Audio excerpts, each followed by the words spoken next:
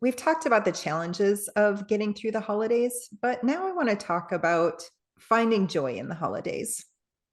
Lance loved the holidays. So we were very intentional all the years that he was alive in what we did to get through them, to make them enjoyable. And I am being intentional about them as I move forward since losing him. I'm so glad that we covered the challenges first, so then we can talk about all the really good parts and the joys of the holidays. Because I am a huge holiday lover. I love celebrating, I love tradition, I love just being around my family. So, this was a really easy topic for me to talk about. But I'm really excited to hear about your experience and how you guys were able to find joy in what was a pretty tough situation. So I'm so excited to hear what you have to say today. Can I start with just asking what was your favorite memory as a caregiver, favorite holiday memory? Well, in the last episode, I mentioned the Christmas that he was on hospice, and I just asked him about all the gifts before I bought them for him, and he was so excited every time he opened them. I think that that was one of my favorite memories. He was just so happy, and sometimes I would tell him, "You picked that out," and then other times I didn't. And this isn't a memory of a specific year. This is kind of what I did every year after the dementia set in. He loved the holidays. He loved Christmas, especially. That was his favorite holiday. And he loved getting gifts and he loved giving gifts. So, as the years went on, he wasn't able to get out and purchase gifts for me. So, there were people who helped him purchase gifts, and that was always fun for him. But the fun part, I think, for both of us was just making sure that he had a lot of gifts. And I have a really hard time when I have a gift for somebody, I want to give it to him now. So Christmas usually lasted for about a month for him because I just wanted to keep giving him gifts. And then I'd get to the end of all the gifts that I had and I'd have to go buy more because I ran out. So that's a favorite memory for me. And I did that almost every year for at least a decade. I love that. That's fantastic. But And he probably wasn't trying to snoop through all the hiding places. Was he a snooper? no, but in the beginning, he always guessed what I got for him. And I know he wasn't snooping through. I just wasn't very good at hiding it from him, I guess. But no, when the dementia set in, by then he wasn't getting around very well, so he wasn't able to snoop through the gifts. And he didn't need to because he probably, even though his memory loss was pretty bad, he probably still had some memory of the fact that I was going to give him his presents early anyway. He had some expectation. Yeah, but the other favorite memory that I have is how much he loved the lights. I've always loved the Christmas lights, but he loved them. And when the dementia got bad, he just really seemed to enjoy them so much. And so every year I made sure that we got out and saw the lights multiple times. And if it was warm enough, or even sometimes when it wasn't warm enough, but it wasn't snowy or icy, I would get him out in his wheelchair and I would get him all bundled up and put a blanket in his lap, get him a hot cocoa and push him around. And he really enjoyed that. And I've got so many pictures from those times, and that's another favorite memory. I guess then, as you were going through these changes, as his health was changing or your situation was maybe becoming more complex, um, were there traditions that kind of were started or came about or evolved because of the modifications you guys had to make, because of the changes to his health, that you had to try new things or you had to modify existing things? So, did you guys find new ways to celebrate and new traditions um, as a result of the changes occurring in your life? Well, because of all of the medical equipment that he had, there wasn't room to decorate like there had been before. And so I stopped putting up a tree. I didn't have a tree in the house for probably 11 or 12 years because he needed the walker or the walking stick for a while. And that was how the tradition of going to see the Christmas lights started.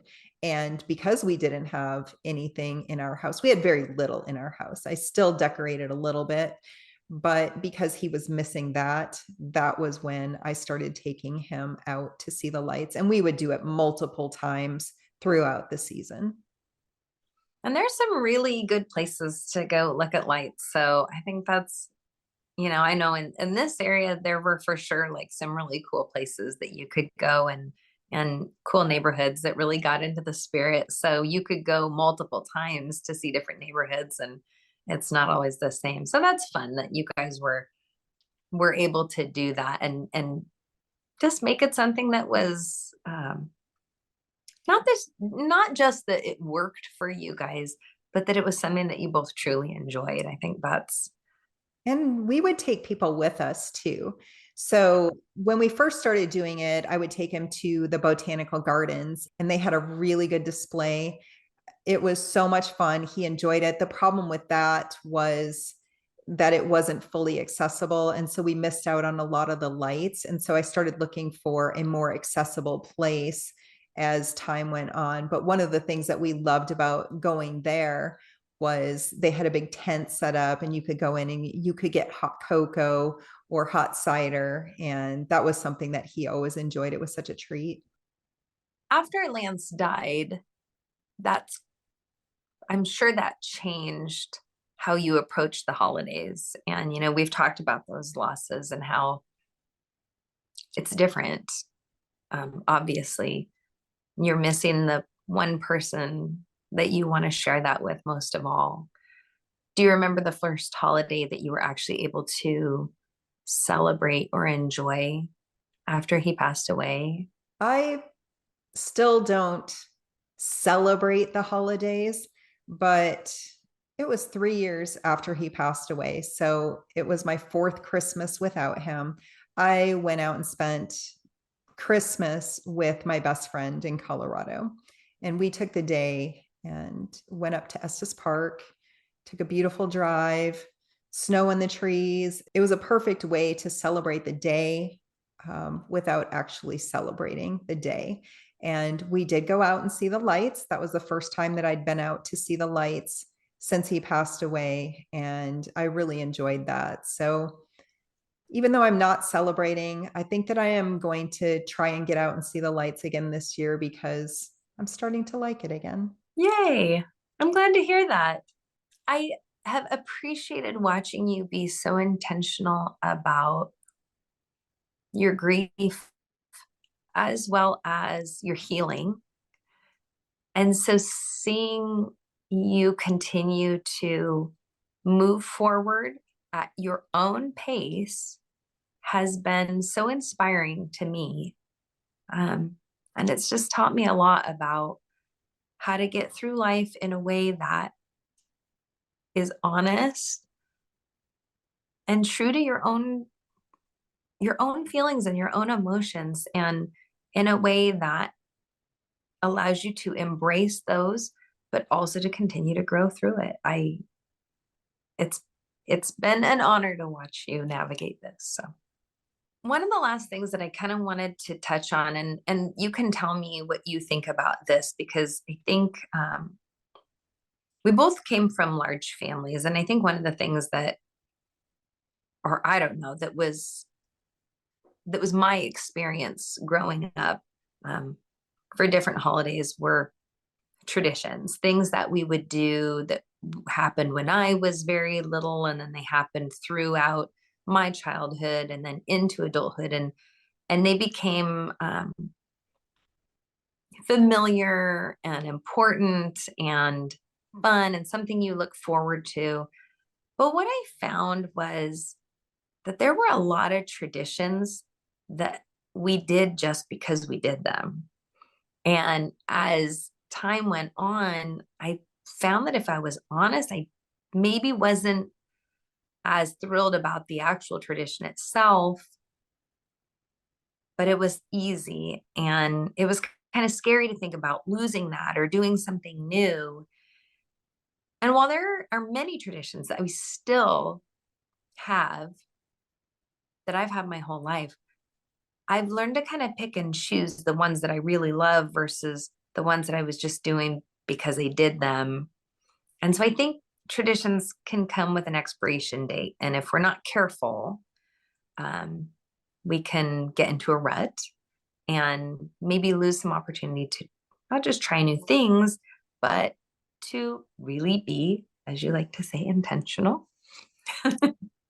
um, there's just a lot of opportunity there. So I guess what I was thinking is, did taking care of Lance and going through his illness and the loss help you to be able to prioritize those traditions or create new traditions, or to be really honest about what you were doing and why you were doing it? Did it help cultivate more intention in the way that you approach the holidays? Well, I think ours actually started pretty close to the beginning of our marriage because our story was so unique. We got married after only knowing each other for 2.5 months. So, our first Christmas, we went up to visit his family, and I met his family for the first time. And then our second Christmas together, he had just come home from a 6-month deployment, and he was home either 2 or 3 days before Christmas. And we just wanted it to be just the two of us because we'd only been married 7 months when he was sent on that deployment. So that was our second one. And then our third Christmas was after his diagnosis. And so every year after that, we just kind of did whatever worked for us, however he was feeling, whatever was going on in our life at that time. We decided then how we were going to approach the holidays. And there was a time, there was one year when we were in our mid to late 20s. Christmas that year, we both shopped at Toys R Us. We bought each other toys, lots of video games and lots of other toys, just because that year had been so hard. There'd been so much going on. We just wanted to feel like kids. I love that. So that kind of set the tone for how we lived out the rest of his life. Just every year was about whatever we were dealing with, and we just worked around it. That's, I mean, what a unique opportunity to really prioritize and live in the moment. And I guess maybe that's not obvious when you're going through it, or maybe it was. Did you guys know that's what you were doing? Um, we never really talked about it specifically, that this is why we're doing this, or that this is what we're doing.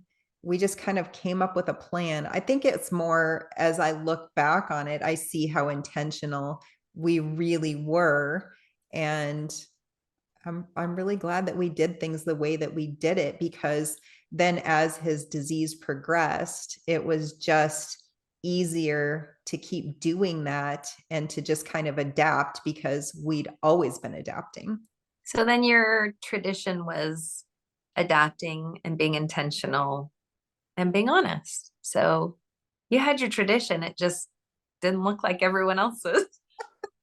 Just like everything else in our life. But it worked for us. And like I've said many times about so many other things, I wouldn't have it any other way. I'm so glad that we did things the way that we did them. And I look back and I've got so many great memories. It was hard. I'm not going to deny that. But there are so many great memories and moments of joy that you wouldn't expect in so many decades of continued losses. Well, I think you did a really good job of making the holidays special for him. I know just the years that I knew you and coming over and seeing him during the holidays, he was just thrilled. He was so happy. He loved the decorations. He loved going out and seeing the lights. And I think all that effort that you put in. I think it really meant something to him. So well done. Thank you. And like I said in the last episode, just having a plan in place for wherever you're at in your life, that was the way that we got through it. We just made a plan and we knew that it may need to be adapted, but that was how we got through the holidays and that was how we enjoyed the holidays. Well, thanks for having this conversation with me, Jenna, and I will see you next time. All righty. Bye.